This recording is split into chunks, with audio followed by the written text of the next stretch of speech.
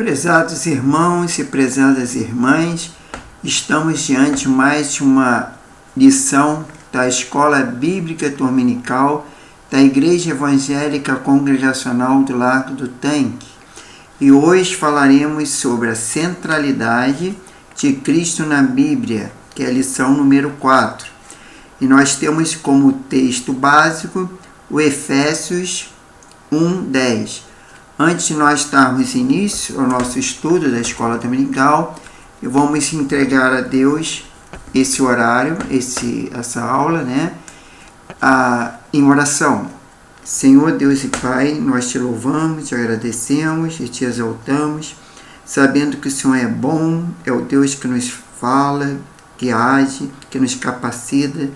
Por isso nós pedimos, Senhor, a tua graça, a tua misericórdia para conosco, que tu venha abençoar esses momentos de estudo da tua palavra, da Escola Bíblica Dominical. Abençoe todos aqueles que estão assistindo, Pai, que vão assistir essa aula, que o Senhor possa estar sabedoria, discernimento, orientação, para que eles possam, Senhor, cada vez mais crescer na graça e no conhecimento da tua palavra. Isso é o que nós pedimos, te louvamos e agradecemos. Em nome do Senhor Jesus. Amém. Então, irmão, nós estamos diante dessa lição que é a centralidade de Cristo na Bíblia. E ao longo das páginas da Bíblia, como o próprio Senhor Jesus ensinou, encontra-se referência a respeito dele. E nós queremos, antes de dar início à leitura aqui da revista, ir lá em Efésios 1:10, que diz o seguinte: de fazer convergir em Cristo todas as coisas na dispensação da plenitude dos tempos, tanto os que estão no céu como que estão na terra.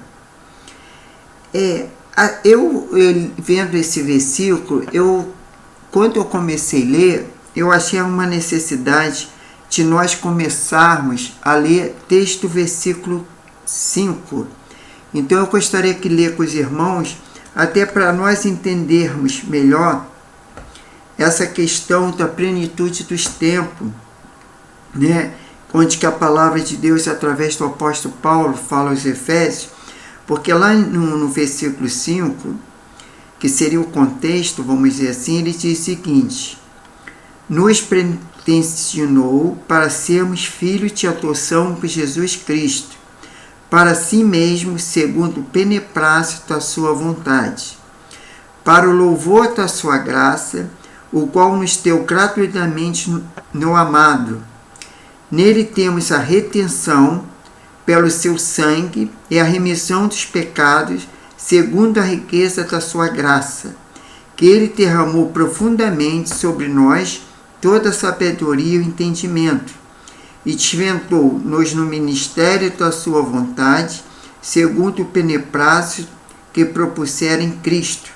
Aí que ele fala no versículo 10, de fazer convergir em Cristo todas as coisas na dispensação de plenitude dos tempos, tanto os que estão no céu como que estão na terra. Isso quer dizer, irmãos, porque Cristo é o centro da Bíblia.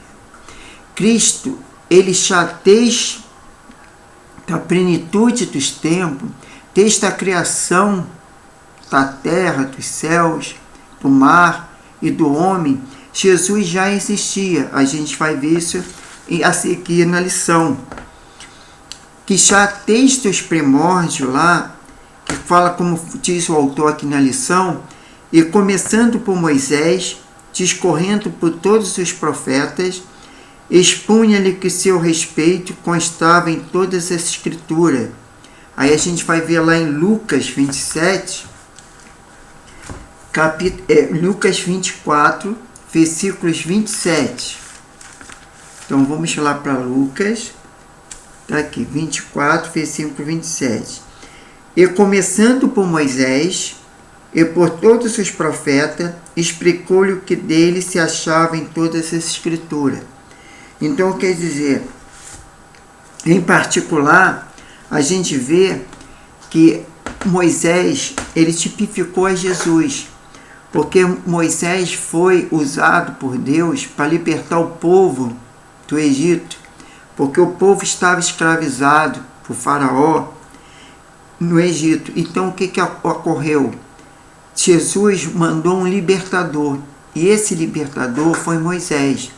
A gente vê também nessa questão que antes praticamente de Moisés nascer, havia um decreto do rei, no caso o Faraó, que dizia que todo menino abaixo de 2 anos teria que ser morto. E Moisés, a sua mãe ainda estava grávida na época, e quando ele nasceu, tiveram que botar ele no cesto no rio Nilo para preservar a vida dele.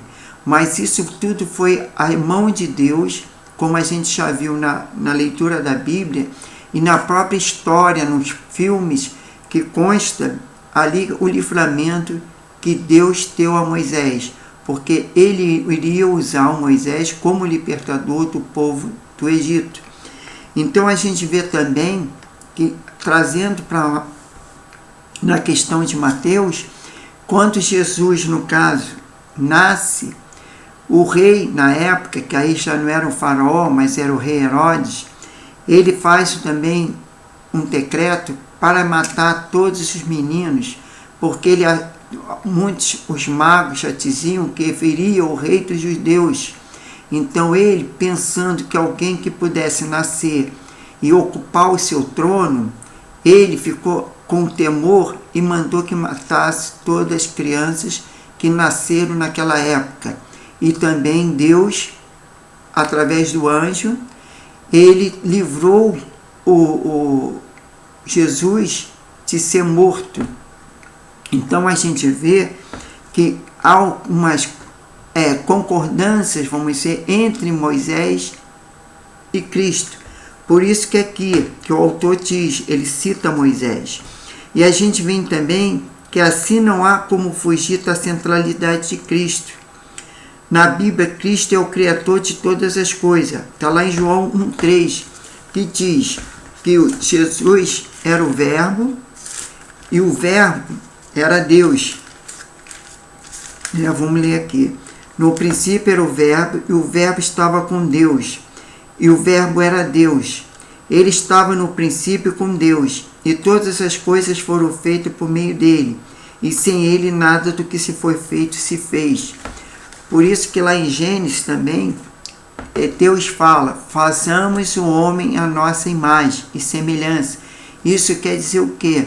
Que Jesus estava presente ali e o Espírito Santo, porque inclusive a Santa Trindade já estava presente desde Gênesis. E a gente vê aqui que Jesus é a porta para a salvação, conforme João 10,7. Lá em João 10,7 diz também: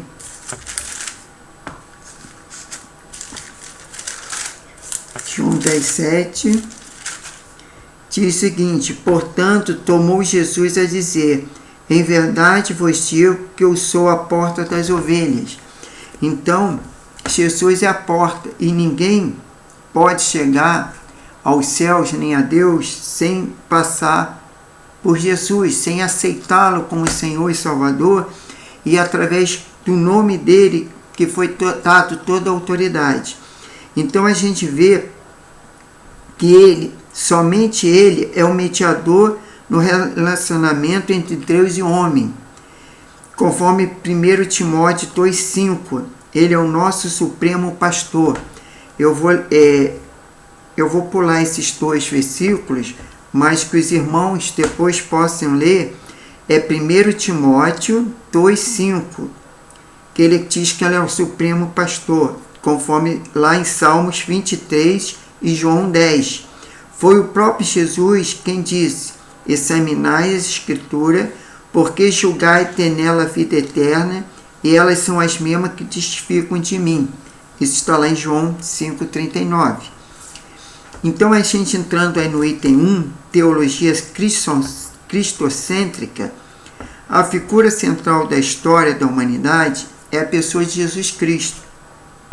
Ao participar da história, lá em Filipenses 2:5-11, Jesus, com a própria vida, deu ao homem a oportunidade de ser salvo da condenação eterna. Segundo Prankoff, omiti-lo, a história é o mesmo que omitir a astronomia, as estrelas ou a botânica das flores. Jesus faz parte de todo o conteúdo bíblico. Suas pegadas estão desde a criação até a consumação de Gênesis e Apocalipse. A teologia cristocêntrica significa Cristo é o centro de todas as coisas. O Dr. Pearson faz a seguinte afirmação: Cristo é o tema de toda a Escritura, o Criador de todo o mundo e a criatura e o controlador de toda a história. É o eterno e imutável Jeová. Então a gente vê que Cristo é o centro. Sem Jesus nada se pode fazer, porque desde como princípio ele já existia. Ele só apenas não foi encarnado porque chegou no momento certo, na hora certa, que foi quando Deus, depois daquele intervalo entre o Antigo Testamento, né, aqueles 400 anos, como nós já falamos aqui, e Jesus veio, entendeu, para podermos ser salvos, porque foi através da sua morte, né, através da sua ressurreição e através do perdão dos nossos pecados é que poderemos ser salvos, ser libertos. E Deus veio nos trazer não uma libertação de escravidão do faraó, do Egito, né, mas uma escravidão do pecado, porque todos nós pecamos e carecemos da glória de Deus. Então Deus enviou seu Filho, né, para que morresse naquela cruz, para que nós fôssemos perdoados, para que houvesse a remissão dos nossos pecados, e assim fomos libertos do pecado. Então o que acontece? Aí no item 1.1 diz que Cristo é atemporal. Isso quer dizer que Cristo não tem limite por tempo. Ele, antes de existir a humanidade, ele já existia. E ele existirá eternamente. Considerando que a humanidade está limitada a um período de tempo, cada ser humano tem a sua história escrita numa época determinada. Porém, quando se trata da pessoa de Cristo, não é possível limitar essa existência. Tá? Porque às vezes alguém vai dizer assim, mas Jesus nasceu, né, lá em Belém, era filho de Maria, José, e aos 33 anos ele começou a pregar o Evangelho, e logo depois mataram Jesus, né? Ele ressuscitou e foi aos céus. Aí alguém diz, bom, Jesus está vivo, ele continua vivo, ele reina, e ele voltará. Mas alguém pode dizer nesse sentido, que Jesus começou após o nascimento, quando ele foi encarnado. Mas não, Jesus já existia há muito tempo, como já falamos. Então, quer dizer, a história dele vem desde Gênesis, desde que foi escrito a Bíblia, né? Porém, se trata da pessoa de Cristo, não é possível limitar essa existência. Quer dizer, a gente não pode limitar essa existência dele desde o nascimento, através de Maria, né, a Virgem Maria, até hoje, ou até o final dos tempos, mas Jesus já existia antes. E Cristo, antes de tudo, será eternamente. Ele mesmo afirmou, antes que Abraão existisse, eu sou. Está lá em João 8,58. E também sou o alfa e o ômega, o primeiro e o último, o princípio e o fim. Está em Apocalipse 22:13 e Apocalipse 1:17. Cristo nunca teve ou estará preso a um período de tempo, por isso que ele é temporal. Ele é Deus e por isso ele está fora do tempo. Aí vem no item 1.2, melhor dizendo, os três estados de Cristo. Um estado é uma posição que alguém guarda, conserva e mantém na vida. Por exemplo, aquele que perante um tribunal de justiça resulta culpado se encontra em um estado de culpa ou de condenação, ao que no geral segue uma condição de encarceramento, com todos os seus resultados de vergonha e provações. Na teologia, esse estado do mediador se consideraram geralmente acompanhado das condições resultantes, segundo Luiz Perpignoff, na página 332. Então, o primeiro estado é a pré-existência, é o estado de ser eterno e divino. Isso tem várias passagens, como em Miqueias, em João 5:2, João 1:1, 8:58, João 17:5, 24, Colossenses 1:17, Hebreus 7:30 e Apocalipse 1:4, 17, 22, 13. Segundo estado, a humilhação. O estado da existência temporal humana. Claro, nesse caso aí, como eu falei anteriormente, Jesus era temporal. Mas aí nesse ponto da humilhação de Jesus foi apenas no período que ele veio aqui na Terra. É aquele tempo que ele esteve presente conosco, no caso, aqui na Terra. Mas aí é o caso que diz lá em 2 Coríntios 8:9, Filipenses 2:7-8, Gálatas 4:4-5 e Hebreus 2:9. Agora, tem o terceiro estado, é a exaltação. O estado celestial de exaltação e glória. Está em Filipenses 9:11, Mateus 19:28, Marcos 16:19 e Lucas 24 e 26 e outros, Então, quer dizer, Deus teve sua pré-existência, teve a sua humilhação, porque ele morreu numa cruz, passou por todo aquele sofrimento, que a gente já sabe da história de Cristo, mas ele foi exaltado aos céus após a sua ressurreição, a sua após ascensão aos céus. E hoje ele está no trono ao lado de Deus Pai, aguardando a sua volta ao retorno, que Maranata, a hora vem Jesus. A 1.3 é a mensagem redentora. Todo homem nasce decaído está condenado à morte eterna.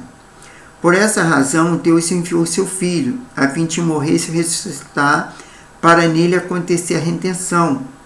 É conforme João 3,16, que fala que Deus amou o mundo de tal maneira que deu seu único Filho, mas para todo aquele que nele crê, não pereça, mas tenha vida eterna, em conforme Romanos 5,8. É fato que deve ser o foco de todos que o homem necessita de redenção. Ninguém pode conquistar a salvação por si só. Ela só é possível por meio de Jesus Cristo. O que precisa ser esclarecido é que Cristo sempre participou da salvação em todas as épocas. Cada período da história do povo de Deus deve ser examinado dentro dos limites do movimento da redenção. Eu acredito que até na questão, eu posso dizer que tenho certeza que a liberdade do povo do Egito, Jesus ali participou. Birin Champel considera tal vital entender a trajetória de Jesus contra a serpente maligna, como prova da centralidade de Cristo na mensagem bíblica para ele. A unidade da história redentora implica a natureza cristocêntrica de cada texto histórico. A história redentora é a história de Cristo. Ele permanece no seu centro e não menos no seu início e fim. Aqui fala aquele quadrinho que fala Novo Testamento para hoje, que tem aqui uma mensagem do autor, que fala: a mensagem bíblica está centralizada na obra de Deus para o resgate do homem. Cristo está ao mais alto degrau da doutrina bíblica da salvação. Um exemplo prático é o apóstolo Paulo, que decidiu nada saber entre os homens, senão a Jesus Cristo. Este crucificado, conforme 1 Coríntios 2, 1, 2. Paulo desenvolveu seu ministério apontando para a obra de Jesus, ungido de Deus, entregue à morte pelas pessoas a fim de salvá-las. Todos os ensinos doutrinários são implicações da cruz. Você crê nisso? Quer dizer, você crê, né, que Jesus é o centro e é o único que pode nos salvar? É o exemplo prático, né? E que possamos praticar através da mensagem de Cristo, né? Com a pregação do Evangelho, o testemunho de Jesus, o que ele fez, o que ele é, a questão da história de Cristo para a salvação do homem. Isso é a pergunta do autor. Aí vamos entrando para o item 2, Cristo em todo o Antigo Testamento. A extensão completa da presença de Cristo no Antigo Testamento não pode ser apresentada em uma única lição. Por isso serão indicados alguns exemplos. Tá? A gente vê lá em Gálatas 1:26, ou melhor, Gênesis 1:26, que na criação, que diz o seguinte: então disse Deus, façamos o homem à nossa imagem, conforme a nossa semelhança, e domine ele sobre os peixes do mar, e sobre a ave dos céus, sobre os animais domésticos, sobre toda a terra, e sobre todos os répteis que arrastam sobre a terra. E aí a gente vai comparar lá em João 1:3. Vamos lá para o Novo Testamento, no qual João 1, né, que diz o seguinte: no princípio era o Verbo, e o Verbo estava com Deus, e o Verbo era Deus. Tá? Então, como falava lá em Gênesis, Deus falou, façamos a nossa imagem. Jesus já estava presente na criação. Ele estava no princípio com Deus. Olha a confirmação que João fala, entendeu? E todas as coisas foram feitas por meio dele. E sem ele nada que se foi feito se fez.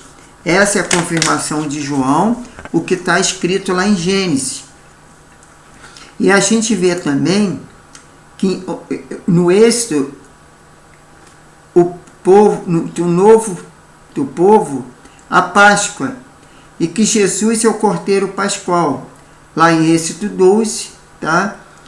E em 1 Coríntios 5, 7, 8 diz que Jesus é o Cordeiro Pascal. Quer dizer, na época, lá no Êxodo, vamos lá no Êxodo 12, eu talvez não vá ler todos, porque não vai estar muito tempo, que a aula ficaria muito extensa, porque esse quadro é vários, ó, tem várias comparações, mas os irmãos que tenham a revista poderão estudar em casa, para que se aprofunda nesse conhecimento. Como diz aqui, ó, Êxodo 12, né? Capítulo 12, que fala a Páscoa. E disse o Senhor a Moisés e Arão, na terra do Egito: este mês fosse o primeiro mês, e o primeiro mês do ano. Disse a toda a congregação de Israel, e aos 10 deste mês, tome cada homem um cordeiro para sua família e um cordeiro para cada casa. Entendeu? Então ali havia o sacrifício do cordeiro na Páscoa. E o que acontece em 1 Coríntios 5, 7, 8? Vamos lá em 1 Coríntios 5, 7, 8, que diz o seguinte: 1 Coríntios 5, 7. Lançai fora o fermento velho, para que se saia uma nova massa, assim como sois sem fermento, pois Cristo, nossa Páscoa, foi sacrificado por nós, pelo que celebraremos a festa, não com fermento velho, nem com fermento da maldade e da malícia, mas com o asmo da sinceridade e da verdade. Então a gente vê Desde o Novo Testamento já falava de Cristo. Tudo que acontecia na época, simbolizava depois na vida de Cristo, né? Que Jesus estava na criação e era o Criador. E lá, como João fala, e depois vem, em Êxodo fala que ele era o Cordeiro Pascual, a Páscoa, né? Na época matava um cordeiro, e depois Jesus foi o Cordeiro Pascual, que foi o sacrifício vivo e eficaz para que não precisasse mais fazer sacrifício de animais. Então, uma vez por toda, Jesus foi o sacrifício, através de sua morte na cruz.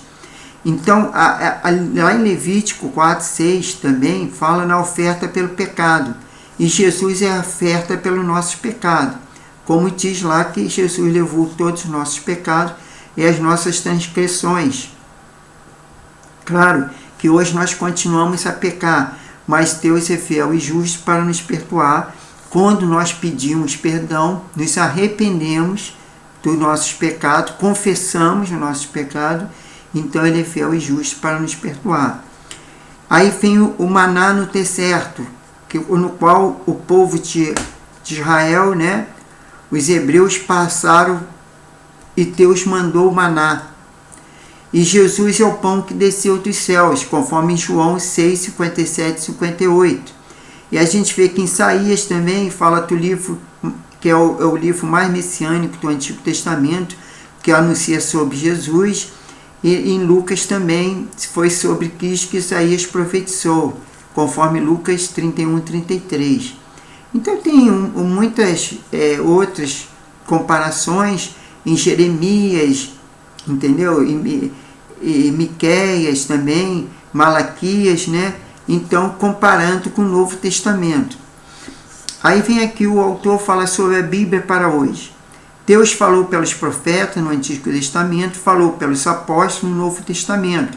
Onde você busca a palavra de Deus, ele continua falando pela Escritura? Sim, claro, Deus continua falando pela Escritura, porque a Escritura é a mesma. E o Novo Testamento, ele completa o Antigo Testamento. Um é interligado, entendeu? A gente vê que há vários apóstolos de Cristo, né, que cita passagens do Antigo Testamento, e a gente pode ver que profetas do Antigo Testamento citou várias coisas que ocorreram no Novo Testamento, no provir, né, no futuro, que foi as profecias. E no item 3 fala da centralidade de Cristo no Novo Testamento. Deus preparou o mundo para o advento de Cristo. Vindo, porém, a plenitude do tempo, Deus enviou seu Filho, conforme Gálatas 4:4.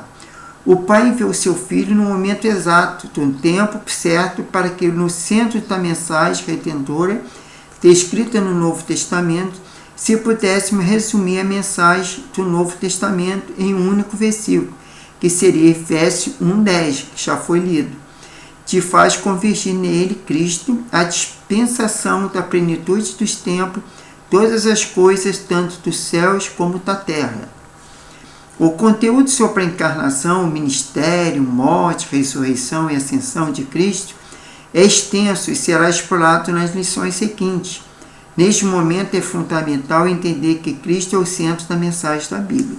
Então o autor aqui dessa lição, ele quer que nós entendamos que Cristo é o centro de tudo, que nada podemos fazer sem Jesus. Tudo confiando nele, através do sangue dele que nos purifica de todo pecado, através de nós confessarmos os nossos pecados e através do seu nome que é poderoso para fazer infinitamente mais tudo aquilo que pedimos ou pensamos. Isso é a verdade. E o autor ainda fala aqui sobre a Bíblia para hoje. Você é capaz de enxergar como sua vida converte para Cristo? No momento em que somos salvos pela fé, passamos a viver a vida de Cristo e nós alinhamos à vontade de Deus. Manter nosso foco em Jesus é fundamental para nós desfiarmos dessa vontade. Isso é verdade. A partir que nós nos convertemos, aceitamos Jesus, Nós não vivemos, como o apóstolo Paulo dizia, né? Eu não vivo, mas Cristo vive em mim. E teria que ser uma realidade em todas as nossas vidas. Infelizmente, às vezes não acontece isso. Muitos se convertem, mas não se procura a se aperfeiçoar, a confiar em Jesus, a ter como Ele único Senhor e Salvador da sua vida e buscá-lo em todo momento. Então, é necessário que a gente esteja a nossa vida também toda entregue ao Senhor Jesus e sempre procurando fazer a vontade. Por isso que futuramente nós vamos começar a estudar a questão dos livros de Mateus, Marcos, Lucas, João e os demais, as cartas do apóstolo Paulo, né? Para que possamos ali ver tudo aquilo que Jesus deixou para nós, para que nós possamos obedecer, buscarmos Ele, né? Como a nossa fonte, a nossa água para a salvação, para a libertação, e no qual a própria Jesus falou que se bebermos da água, né, que Ele der, jamais teremos sede. Não essa sede física, mas essa sede espiritual, essa sede no qual que nós precisamos nos saciar o nosso espírito, né? Então a conclusão diz o seguinte, que a verdadeira pregação cristã precisa centralizar-se na cruz de Jesus Cristo. A cruz é a doutrina central dos santos escritos. Todas as outras verdades reveladas ou encontram seu cumprimento na cruz ou são necessariamente fundamentadas sobre ela. Portanto, nenhuma doutrina da Escritura pode fielmente ser apresentada aos homens, a menos que torne manifesto o seu relacionamento com a cruz. Aquele que é vocacionado para pregar, portanto, deve pregar Cristo, pois nenhuma outra mensagem acho que procede de Deus. Quer dizer, então, todos os pregadores, todos nós que procuramos conhecimento da palavra de Deus, que ensinamos, a gente não pode esquecer de falar de Jesus Cristo, porque Ele é o centro de todas as coisas. E nem pode esquecer da cruz. Por que a cruz? Porque foi ali a cruz que houve o sacrifício de Jesus. Ele morreu na cruz para nos salvar. E através dessa cruz é que nós possamos reconciliarmos e sabermos que somos salvos e libertos do pecado.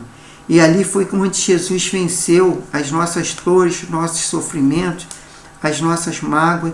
E através dessa cruz é que nós possamos crermos cada vez mais nessa eficácia da morte de Jesus para a nossa salvação. E nós devemos a cada dia agradecer a Deus por esse sacrifício, que no caso, nós que éramos para ser mortos, mas Jesus que morreu na cruz para nos darmos a vida eterna.